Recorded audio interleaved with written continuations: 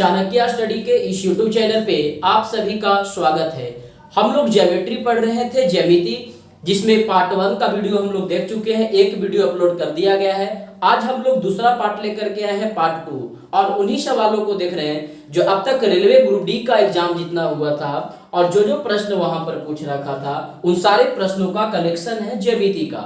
तो हम लोग आज पार्ट 2 का कुछ आगे का वीडियो डिस्कस करते हैं। और यदि हमारे इस YouTube चैनल पे नए हैं तो आप इस चैनल को सब्सक्राइब कर लीजिए और बेल आइकन प्रेस कर दीजिए, ताकि जब भी नया वीडियो अपलोड किया जाए तो सबसे पहले नोटिफिकेशन आपको मिले। तो चलिए क्वेश्चन देखिए स्क्रीन पे क्या कहता है। कुछ बचे हुए सवाल जो और था ज्यामिति का वो लेकर देखते हैं। तो क्वेश्चन कहता है एक पाई चार्ट में केंद्रीय कोण का योग कितना होता है। ऑप्शन दे रखा है 90 डिग्री, 180 डिग्री, 270 डिग्री, 360 डिग्री। ये भी आपका पूछा हुआ है RRB Bhubaneswar group D exam 2007 का सवाल है। तो आप देखिए ये जो सर्किल होता है, ये सर्किल कितना डिग्री का एंगल बनाता है। वृत्त जो होता है वह एक वृत्त आपका कितना का बनाता है, 360 डिग्री का एंगल बनाता है। एक सर्कल 360 का, अगर ये सर्कल को ऐसे डिवाइड कर देंगे हम लोग तो 360 डिग्री का पूरा वृत्त बनाता है। यानी ऊपर ये कितना हो जाएगा 180 डिग्री और नीचे हो जाएगा ये 180 डिग्री। लेकिन पूरे सर्कल की बात कर रहा है, ये केंद्र है सेंटर बीच में, तो सर्कल जो है कितना का बनाता है, 360 डिग्री का बनाता है। तो आपका ऑप्शन कौन सा हो जाएगा, ऑप्शन नंबर डी, केंद्रीय कोण का योग। पाई चार्ट में केंद्रीय कोण का योग, यानी पूरा इसका जो पाई चार्ट जो है, ये सर्कल जो है, इसका पूरा योग कितना होगा, एंगल पूरा कितना का होता है। तो वृत्त का तो पूरा 360 डिग्री होता है, इसलिए इसका आंसर क्या हो जाएगा, 360 डिग्री। ऑब्जेक्टिव क्वेश्चन था। चलिए नेक्स्ट क्वेश्चन देखिए क्या कहता है। चलिए नेक्स्ट क्वेश्चन देखिए स्क्रीन पे क्या कहता है।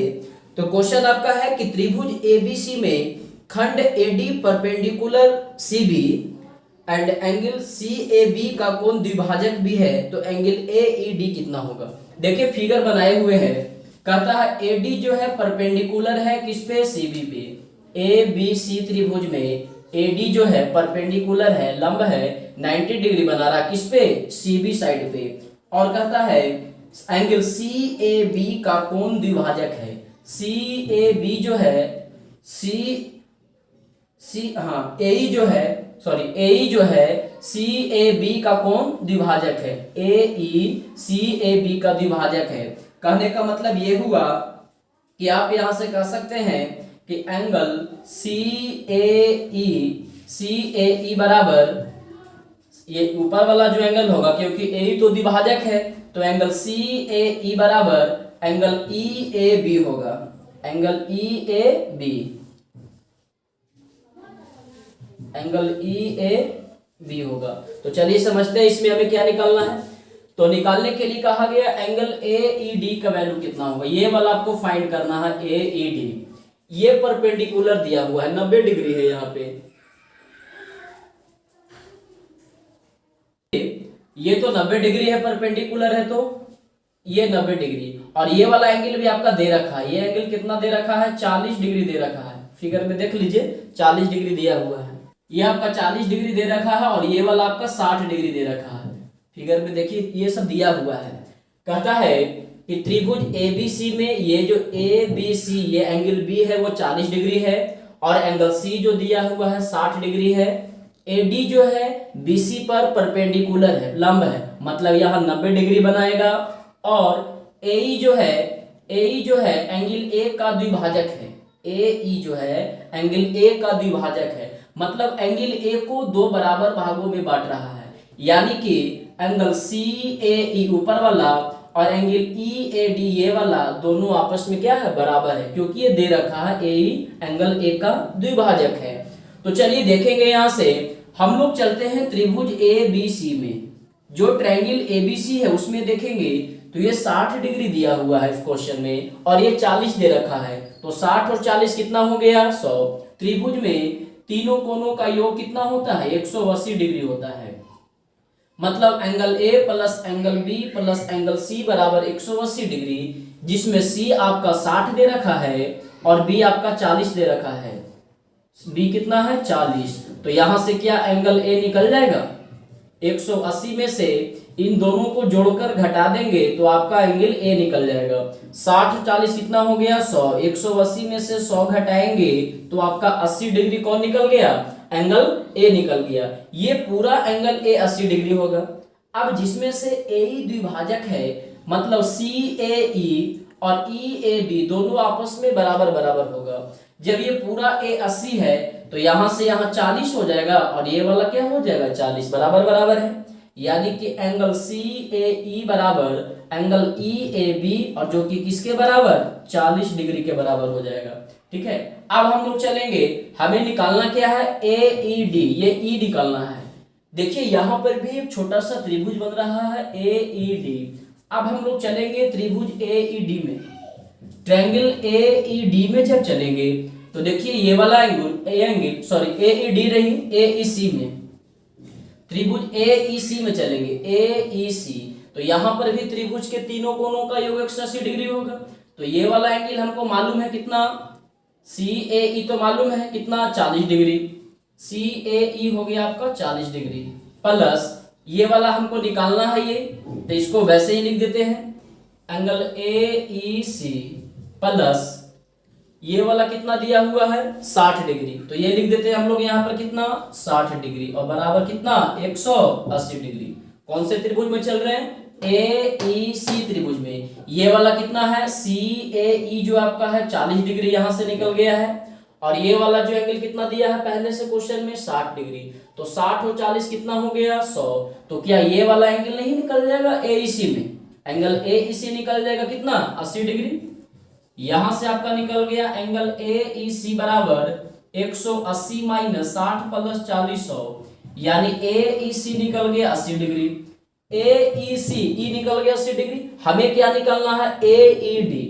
तो ए ई सी कहे या ए ई डी, एंगल ई का ही चर्चा हो रहा है ना, मतलब ए ई सी 80 डिग्री है, या कहिए कि ए ई डी बराबर 80 डिग्री है। तो आंसर कितना हो गया 80 डिग्री। नेक्स्ट क्वेश्चन देखिए स्क्रीन पे, अगला सवाल क्या कहता है, तो क्वेश्चन है कि किसी त्रिभुज के भुजाओं के मध्य बिंदुओं को क्रमशः जोड़ने से बने 4 त्रिभुज जो होंगे वो क्या होगा। तो आपका 4 ऑप्शन दे रखा है। पहला ऑप्शन है समद्विबाहु त्रिभुज आइसोसेलेस ट्रायंगल, दूसरा ऑप्शन है समबाहु त्रिभुज इक्विलैटरल ट्रायंगल, और तीसरा ऑप्शन है समरूप परंतु सर्वांगसम त्रिभुज नहीं, समरूप यानी कि similar triangle but Congress triangle नहीं। अगला है ऑप्शन नंबर डी है सर्वांगसम त्रिभुज कॉन्ग्रेस ट्रायंगल, कॉन्ग्रेस।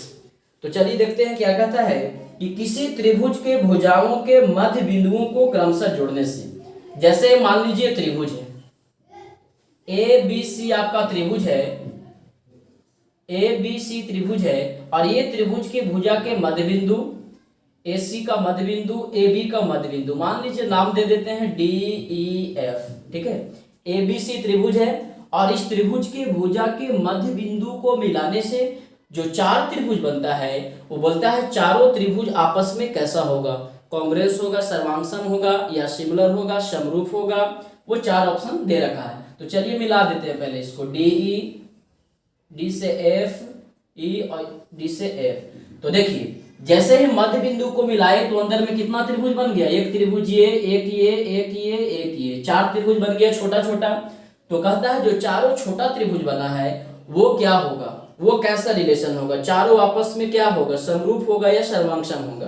तो देखिए यहाँ पे जो चारों त्रिभुज का बनेगा वो सर्वांगसम त्रिभुज बनेगा, कांग्रेस बनेगा। कांग्रेस का क्या क्या प्रॉपर्टी है, साइड का कांग्रेस में है ना 4-5 प्रॉपर्टी, आरएचएस से कांग्रेस होता है, साइड एंगल साइड से होता है, एंगल साइड एंगल से होता है। तो वो बाकी डिटेल हम लोग देखेंगे बाद में। यहाँ पर ये मानकर चला जा रहा है कि सब आपको आता है, केवल प्रीवियस क्वेश्चन का है, और भी क्वेश्चन बहुत बचा हुआ है। तो देखिए शॉर्ट में बतला देते हैं, कुछ थ्योरी होता है कि किसी भी त्रिभुज के मध्य बिंदु को मिलाने से, एबीसी त्रिभुज है, किसी भी त्रिभुज के मध्य बिंदु को मिलाने से जो लाइन बनता है वो थर्ड वाला का क्या होता है, पैरेलल होता है, समानांतर होता है, और उसका आधा होता है। थ्योरम होता है ना कि जैसे ए बी का मध्य बिंदु डी, ए सी का मध्य बिंदु ई, दोनों को मिलाए तो जो डी ई हुआ वो बी सी के क्या होगा, समानांतर होगा, और डी ई जो होगा वो क्या होगा, बी सी का आधा होगा। ऐसा थ्योरम होता है, और पैरेलल भी है। तब उससे अगर देखेंगे तो ये बन जाएगा। अब जब चारों त्रिभुज को डिटेल करिएगा ना तो चारों आपस में कांग्रेस आ जाएगा, कांग्रेस को प्रॉपर्टी को फॉलो करेगा। तो यहाँ पर उतना हम लोग डिटेल नहीं करते हैं, डायरेक्ट इसको समझिए।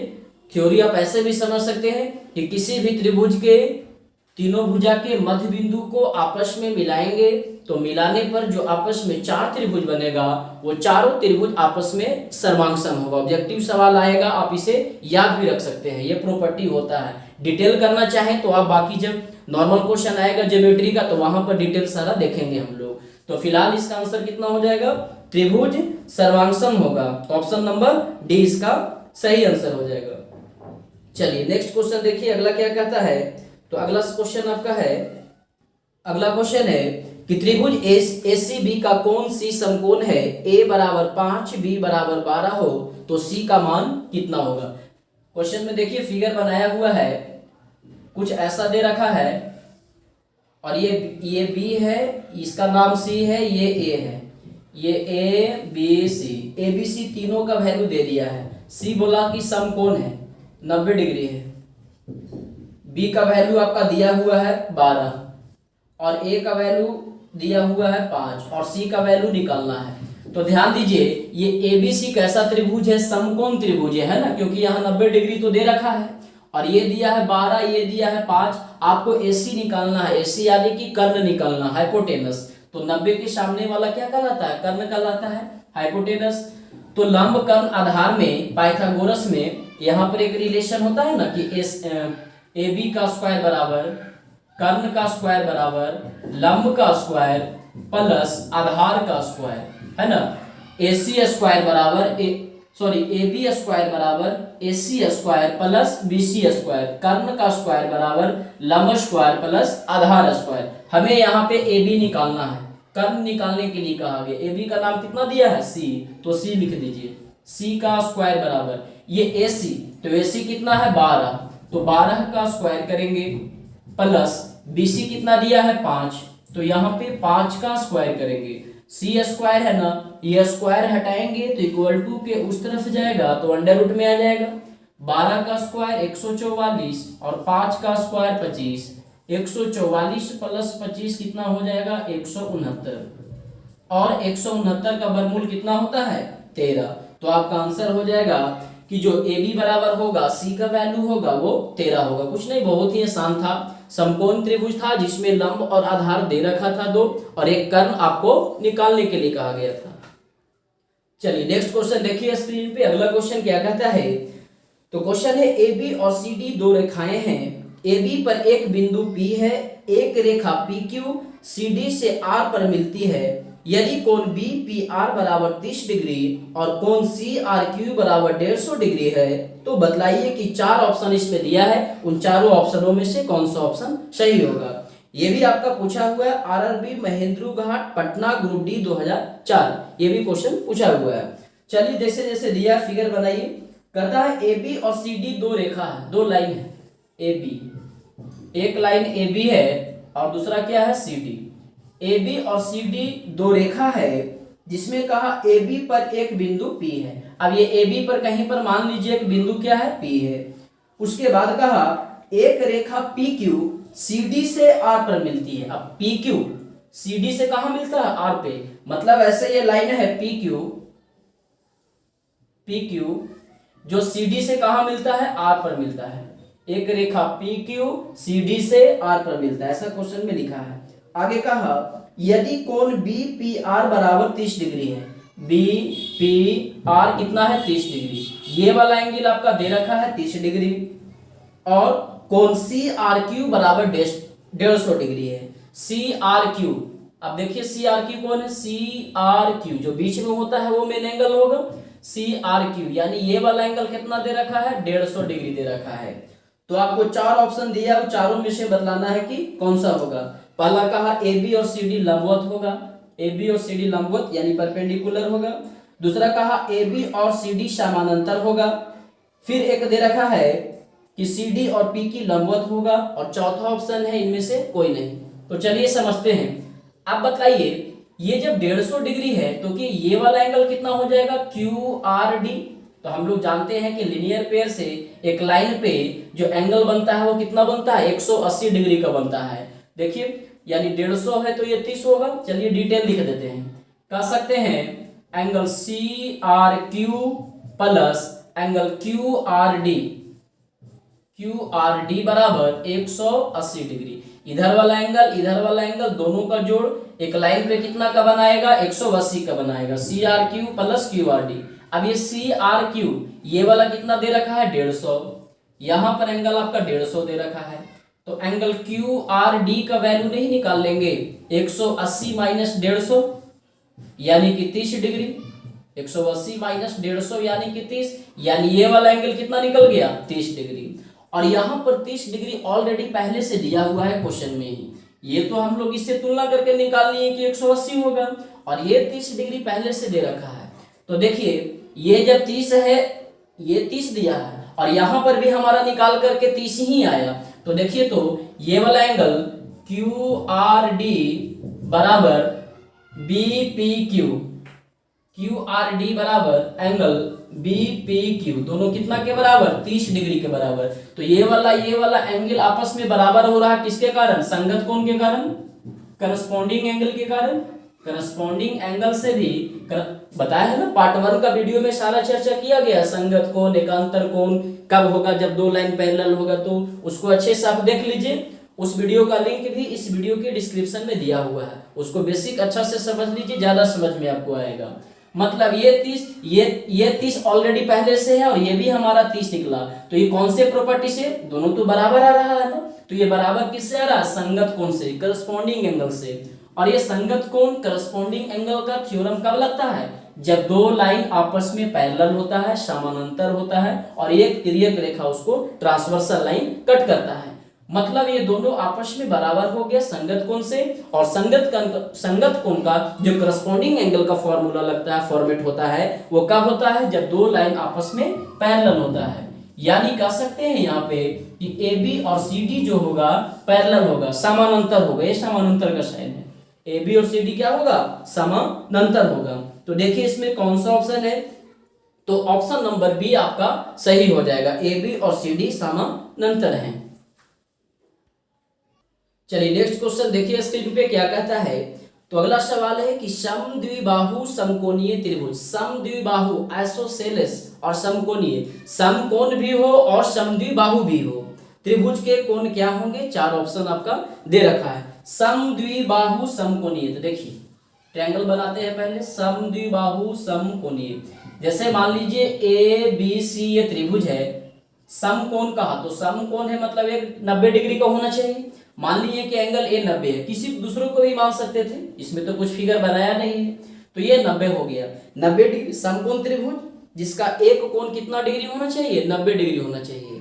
लेकिन कहा समकोण भी हो और समद्विबाहु भी हो, आइसोसेलेस। तो आइसोसेलेस का क्या होता है, समद्विबाहु त्रिभुज का प्रॉपर्टी क्या होता है कि दो भुजा जो उसका होगा वो बराबर होगा, दो भुजा बराबर होगा। जैसे मान लीजिए ये वाला साइड और ये वाला साइड बराबर है, ये दोनों भुजा आपस में बराबर। और ये भी है कि जब भुजा बराबर होता है तो उसके सामने का कोण बराबर होता है। ये भी थ्योरम है कि जो भुजा बराबर है उसके सामने का एंगल इक्वल होगा।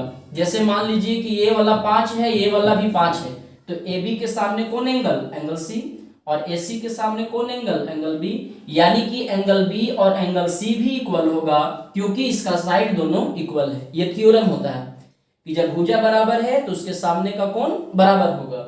तो यहां कहा कि समद्विबाहु समकोण, तो समकोण यानी राइट एंगल 90 डिग्री हो गया, समद्विबाहु यानी आइसोसेलेस, दो भुजा बराबर होगा। तो ये वाला ये AB और AC मान लीजिए कि बराबर है, AB और AC बराबर है, समद्विबाहु कहा था उससे। अब AB बराबर थी, ये एंगल भी बराबर और ये एंगल भी बराबर होगा, यानी कि एंगल B और एंगल C भी आपस में इक्वल होगा। किसके इक्वल होता है, किसी का भी, मान लीजिए x के इक्वल है। तो चलिए अब त्रिभुज ABC में, ट्रायंगल ABC में चलिए, तीनों एंगल का जोड़ कितना होगा, 180 degree. Angle A plus angle C बराबर 180 डिग्री। A कितना दिया है, 90 डिग्री, B कितना है, x, और C भी कितना, x, दोनों तो आपस में बराबर है, और बराबर में कितना, 180 डिग्री।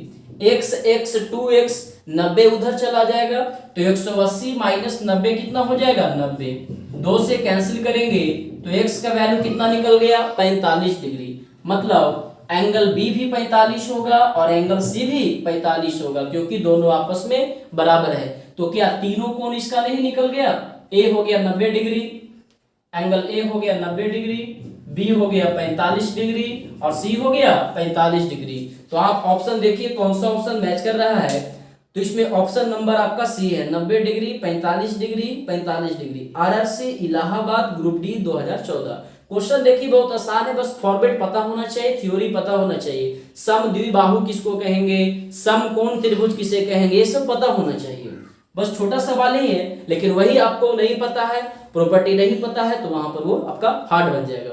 और देखिए रेगुलरिटी प्रैक्टिस करते रहिए। जो भी प्रीवियस ईयर का क्वेश्चन है, अब तक अलजेब्रा का करवा दिया गया है, त्रिकोणमिति का करवा दिया गया है, हाइट एंड डिस्टेंस, ऊंचाई दूरी का जितना भी क्वेश्चन ग्रुप डी का एग्जाम अब तक हुआ पूछा वो सारा करवा दिया गया है। अब हम लोग ज्यामिति से देख रहे हैं, ज्यामिति हो जाएगा। तो इसी में कुछ और है आपका, पॉलीगोन बहुभुज से संबंधित है, उसको करवा देंगे। मेंसुरेशन, फिर अर्थमेटिक का जो पोर्शन वो सारा करवाया जाएगा आपको।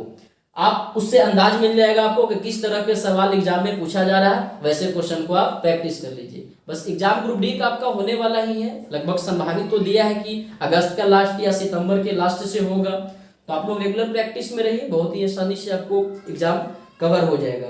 तो चलिए नेक्स्ट क्वेश्चन देखते हैं। नेक्स्ट क्वेश्चन देखिए स्क्रीन पे, कहता है एक त्रिभुज की तीसरी भुजा की लंबाई क्या है यदि दूसरी भुजा की लंबाई 8 सेंटीमीटर एवं कर्ण 10 सेंटीमीटर है। बहुत ही आसान है। अब कर्ण कह दिया मतलब एक ऐसा त्रिभुज होगा, समकोण त्रिभुज होगा। तो कर्ण आपका दे रखा है 10 और एक कहा कि दोनों में से कितना है, 8 है। अब 8 इसको मान लीजिए, इसको ऐसा लिखा नहीं, लंब आधार कोण कोई भी एक 8 मान लीजिए, लेकिन कर्ण तो फिक्स कहा है कि 10 है, 90 के सामने वाला कर्ण। यानी कि जब ये 8 हो गया तो BC निकालना हमें, तो इसको निकालने के लिए क्या हो जाएगा, अंडर रूट कर्ण का स्क्वायर माइनस ये 10 का स्क्वायर माइनस 8 का स्क्वायर। तो 10 का स्क्वायर 100, 8 का स्क्वायर 64, 100 में से 64 चला गया 36, 36 का वर्गमूल 6। तो इसका आंसर कितना हो गया, 6 सेंटीमीटर हो जाएगा। कौन सा ऑप्शन हो जाएगा, option number B 6 centimetre. Clear है। चलिए नेक्स्ट क्वेश्चन देखिए, अगला क्या कहता है। तो अगला क्वेश्चन आपका है कि किसी त्रिभुज की भुजाओं की लंबाई नीचे दी गई है, तो निम्नलिखित में से कौन सा त्रिभुज एक समकोण त्रिभुज होगा। अब ये भी देखिए वैसा ही है, समकोण त्रिभुज पूछा कि 4 ऑप्शन दिया है, बतलाइए चारों में से कौन सा त्रिभुज समकोण होगा। पहला ऑप्शन कहता है 3x 4x 25x। तो समकोण त्रिभुज में जो सबसे बड़ा होता है वो क्या कहलाता है, कर्ण कहलाता है। तो 3x 4x 25x, 3x ABC मान लिए समकोण त्रिभुज, यहाँ ये 90 है। 3x 4x 25x, तो बड़ा वाला को क्या लेंगे, कर्ण। ये हो गया कितना 3x, ये हो गया कितना 4x। तो क्या होता है फॉर्मूला समकोण त्रिभुज में कि कर्ण का स्क्वायर बराबर लंब का स्क्वायर प्लस आधार का स्क्वायर, ये फॉलो कर रहा है।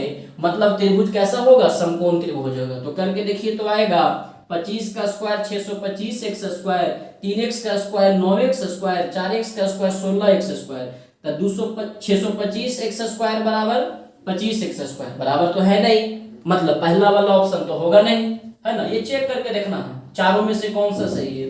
दूसरा ऑप्शन कहा 3x 4x 5x स्क्वायर। तो 3 4 5 तो होगा, लेकिन x 3 4 5 नहीं होगा। चेक करके देखिए ना, क्या है 3x है, ये 4x है, ये 5x है। तो 3x का स्क्वायर करेंगे तो कितना हो जाएगा 9x स्क्वायर। AC कितना है 5x, तो यहाँ 5x बैठा देंगे। और ये AB कितना है 3x, तो 3x का स्क्वायर। और ये BC कितना है 4x, तो 4x का स्क्वायर। 5x का स्क्वायर कितना हो गया 25x स्क्वायर। 3x का स्क्वायर 9x स्क्वायर और 4x का स्क्वायर 16x स्क्वायर। तो 16 और 9 25x स्क्वायर। तो क्या 25x स्क्वायर बराबर 25x स्क्वायर आ गया। कर्ण का स्क्वायर बराबर लंब स्क्वायर प्लस आधार स्क्वायर को तो फॉलो कर रहा है।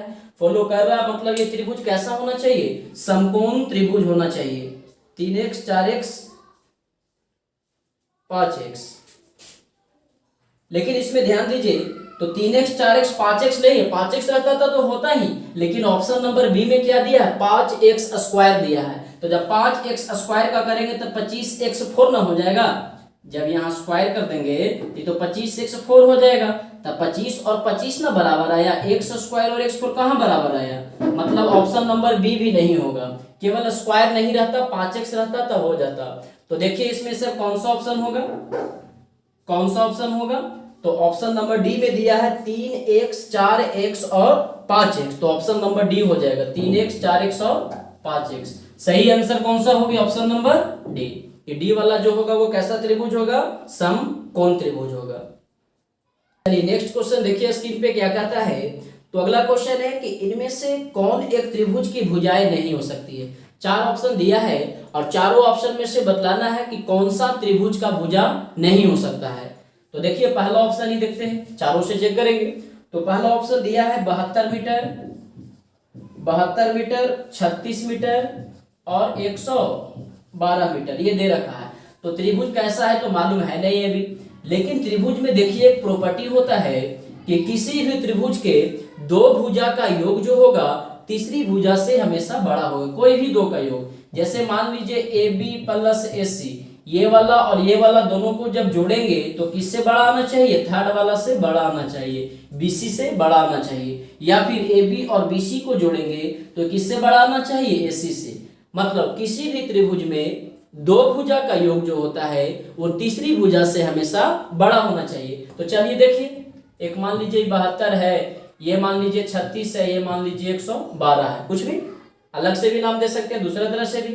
तो जोड़ के देखिए 72 प्लस 36 कितना से बड़ा आना चाहिए, 112 से बड़ा आना चाहिए। तो देखिए 6 और 2 8, 7 और 3 10, 108 जो है 112 से क्या बड़ा है, बिल्कुल नहीं, तो छोटा है ना, मतलब ये वाला तो नहीं होगा। पहला ऑप्शन जो 72 36 112 लिए तो आ नहीं रहा है कि दो भुजा का योग तीसरी भुजा से बड़ा। तो जब इन दोनों को जोड़ा गया तो 112 से छोटा आ जा रहा, मतलब ये वाला ऑप्शन एक नहीं होगा। तो आपसे यही पूछा गया था कि त्रिभुज का कौन भुजा नहीं हो सकता, कौन सा साइड नहीं हो सकता है। तो ऑप्शन नंबर ए 72 36 112। अब पहला वाला ही आ गया तो आगे चेक करने की जरूरत नहीं है, नहीं बोला था, मतलब आगे ऑप्शन जो दिया आप चेक करके देख सकते हैं कि दो भुजा का योग तीसरे से हमेशा क्या आएगा, वो आपका बड़ा ही आएगा। तो क्लियर है। चलिए नेक्स्ट क्वेश्चन देखिए, अगला क्या कहता है। तो अगला क्वेश्चन है कि निम्नलिखित में से कौन से कोण पूरक कोण है, कंप्लीमेंट्री एंगल, पूरक कोण। निम्नलिखित में से कौन सा जो है वो पूरक कोण है, कॉम्प्लीमेंट्री एंगल। तो पूरक कोण के लिए क्या होता है ये पता होना चाहिए। पूरक कोण कॉम्प्लीमेंट्री एंगल, पूरक कोण में होता है कि दो कोणों का योग 90 डिग्री होना चाहिए, ठीक है। दो कोण आपस में पूरक कब कहलाएगा, जब दोनों कोणों का योग कितना हो, 90 डिग्री हो।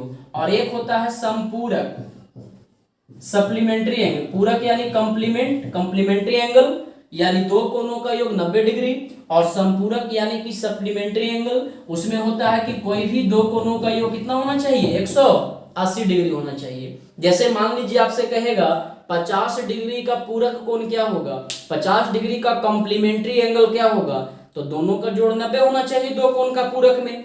तो जब एक 50 दे दिया है तो 90 में से 50 घटा देंगे तो कितना हो जाएगा, 40। मतलब दो कोणों का योग हमेशा 90 होगा तो पूरक होगा, कॉम्प्लीमेंट होगा, कॉम्प्लीमेंट्री। और जब दो कोणों का योग 180 होगा तो वो संपूरक होगा, सप्लीमेंट्री होगा। फिलहाल क्वेश्चन में पूरक कोण का है, ऑप्शन देखिए। तो पहला ऑप्शन है 32 डिग्री और 58 डिग्री। तो 32 और 58 को जोड़कर देखिए कितना होना चाहिए, 90। यही ना प्रॉपर्टी है कि दोनों का जोड़ 90। तो 58 प्लस 32 जोड़ेंगे तो देखिए 90 आ जाएगा। अब आ गया तो ऑप्शन नंबर ए ही सही हो गया। ऐसे अब आगे देखिए 90 नहीं आएगा।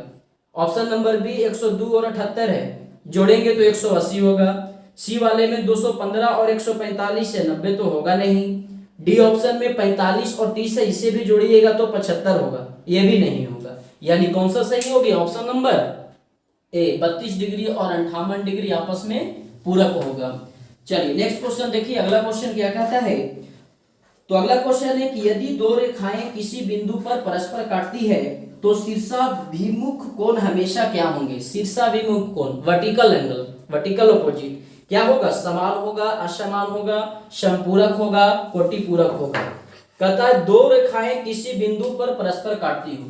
जैसे मान लीजिए दो रेखा है, ये ए बी और सी डी, ये दोनों कहीं पर इसे काट रहा है, तो काटेगा तो यहाँ पर ये एंगल बनेगा ना 4, 1 2 3 4 ये एंगल बना। तो कहता है शीर्षाभिमुख कोण, शीर्षाभिमुख यानी आमने सामने, वर्टिकल ऑपोजिट, यानी एंगल 1 और एंगल 4 और एंगल 2 और एंगल 3, तो ये पढ़े हुए हैं। जो पार्ट 1 का वीडियो उसमें बतलाया गया है कि जब दो लाइन कट करता है तो ये आमने सामने वाला जो एंगल बना वो क्या होगा, बराबर होगा। वर्टिकल ऑपोजिट एंगल जो होता है, शीर्षाभिमुख कोण जो होता है वो आपस में बराबर होता है, यानी कोण 1 बराबर कोण 4 और कोण 2 बराबर कोण कितना होगा, 3। तो यहाँ पर कहा क्या होगा, समान होगा, असमान होगा, संपूरक होगा, कोटिपूरक होगा। तो हो जाएगा कि आपका समान होगा, ऑप्शन नंबर ए सेम होगा, आमने सामने क्या होगा, समान होगा।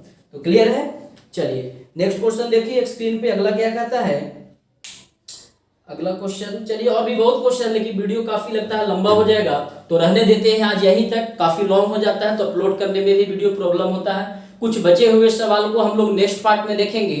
अभी ये 2014-15 तक का जो हुआ था एग्जाम, वो पूछा हुआ सवाल था। जो 2018 में ग्रुप डी का एग्जाम हुआ है उसका क्वेश्चन को भी हम लोग नहीं देखे हैं। तो नेक्स्ट पार्ट में ज्योमेट्री का जो 2018 में पूछा है, यानी जो होने वाला एग्जाम के जस्ट पहले एग्जाम हुआ है, उसको क्वेश्चन को लेकर हम लोग आएंगे। तो आप हमें कमेंट करके बताइए कि वीडियो कैसा लगा, समझ में आया कि नहीं, और यदि कोई क्वेश्चन में डॉट रह भी गया हो तो आप कमेंट करके बताइए कि ये वाले क्वेश्चन में हमें प्रॉब्लम है, ताकि उससे फिर से डिस्कस करवा दिया जाए। या फिर कोई और भी दिक्कत हो तो आप हमें कमेंट करके बताइएगा। चलिए वीडियो को लाइक कीजिए, शेयर कीजिए, सब्सक्राइब कीजिए। Thank you.